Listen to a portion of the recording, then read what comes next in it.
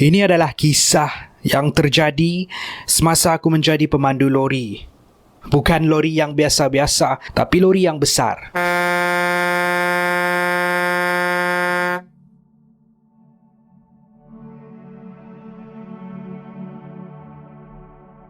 Lori 10 tan yang angkat batu, angkat tanah. Walaupun ada pengalaman 10 tahun bawa lori, dalam 10 tahun ni juga banyak pengalaman seram aku yang menarik dikongsikan bersama penonton Kupi-Kupi Go.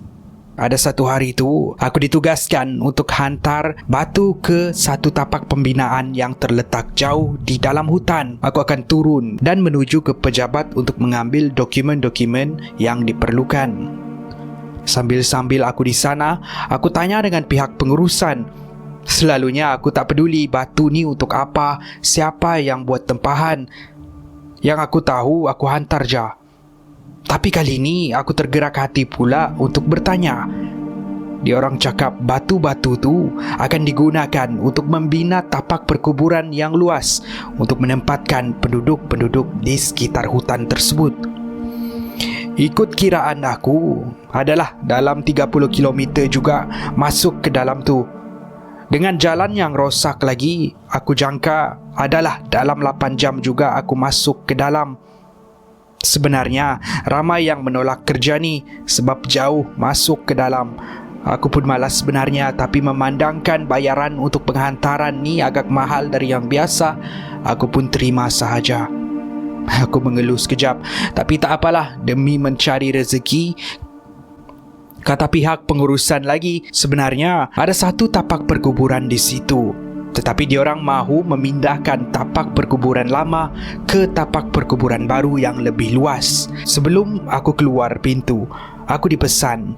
Kata bos aku, nanti kalau kau sampai ke satu persimpangan berdekatan dengan sebatang sungai, ada 2 papan tanda. Satu menunjuk ke lorong sebelah kiri, satu tunjuk lorong sebelah kanan. Kau masuk sebelah kanan.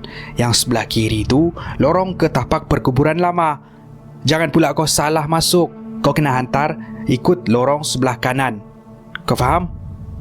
Aku pun iakan sahaja. Aku angguk dan berlalu pergi.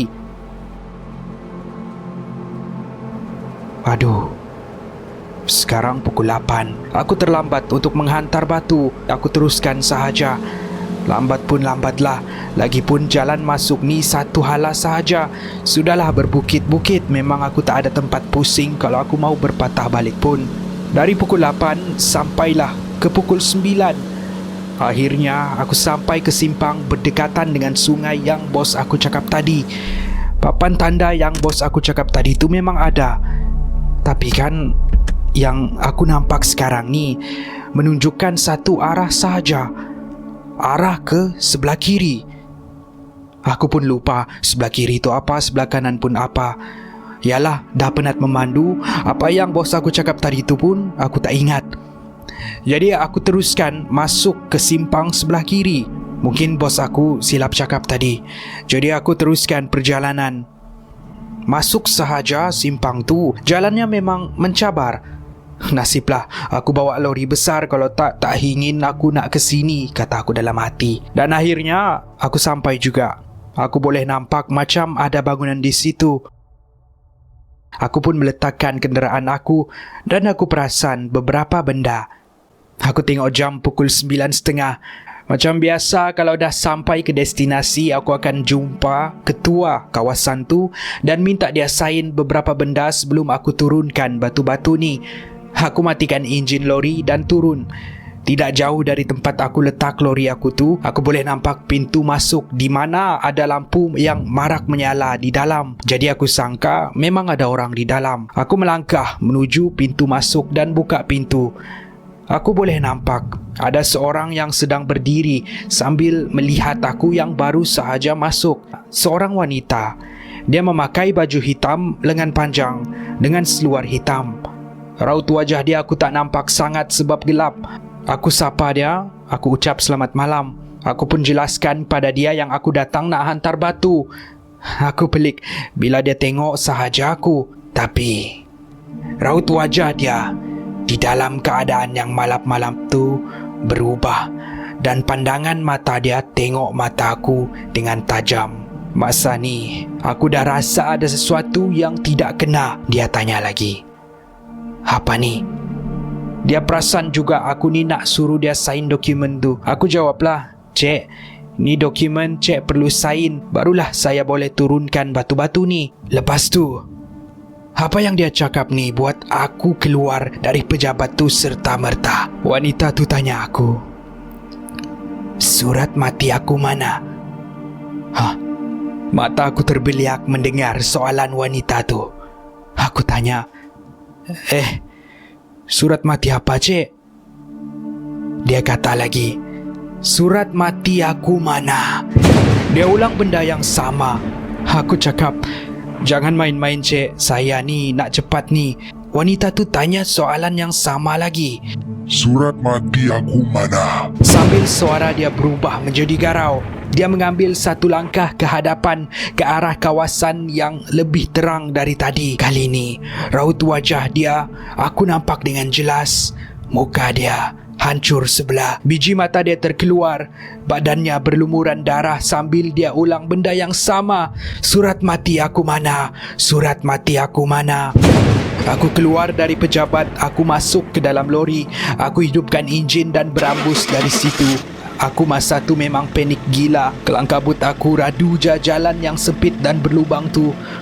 Aku peduli apa? Sampai sahaja aku ke simpang yang bos aku cakap tadi, aku tengok betul-betul.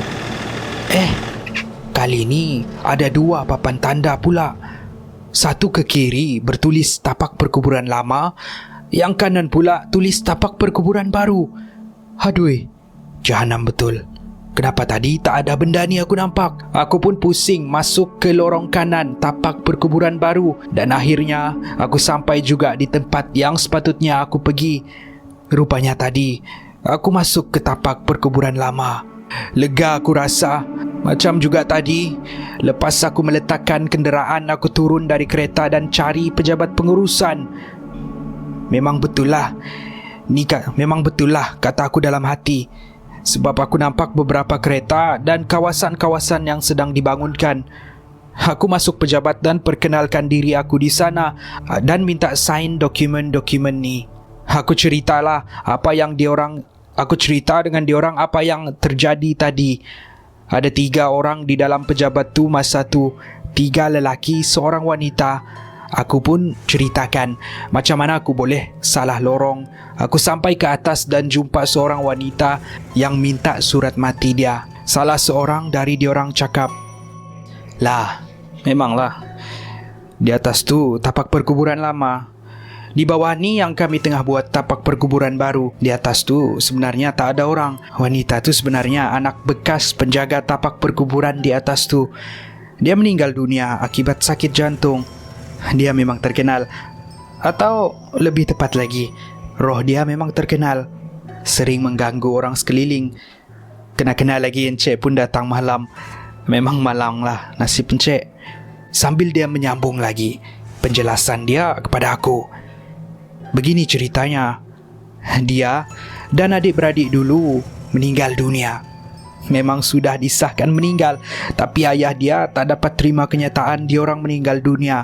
Apa tidaknya, semua anak dia meninggal sekali. Walaupun mayat anak-anak dia tu dah ada di depan mata, dia tetap keras kepala, cakap anak-anak dia masih hidup. Orang lain cuba jelaskan anak dia sudah meninggal. Dia tetap tak percaya.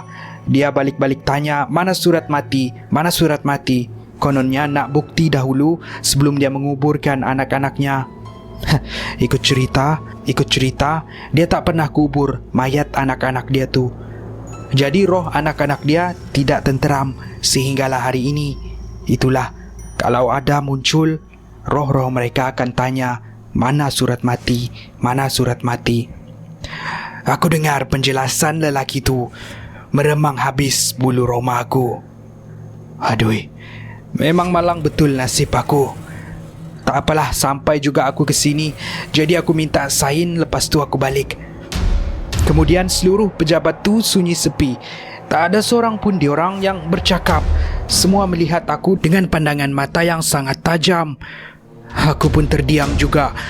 Dengan raut wajah yang keliru aku kaku. Kataku dalam hati, apa hal pula ni? Salah seorang dari mereka bersuara.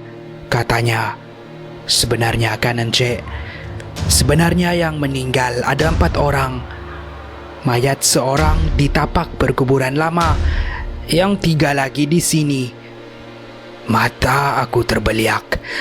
Kalau aku ada sakit jantung, masa tu confirm aku kena serangan jantung. Badan aku menggigil. Aku rasa takut sangat. Bibir aku mahu sahaja menjerit, tetapi aku keras.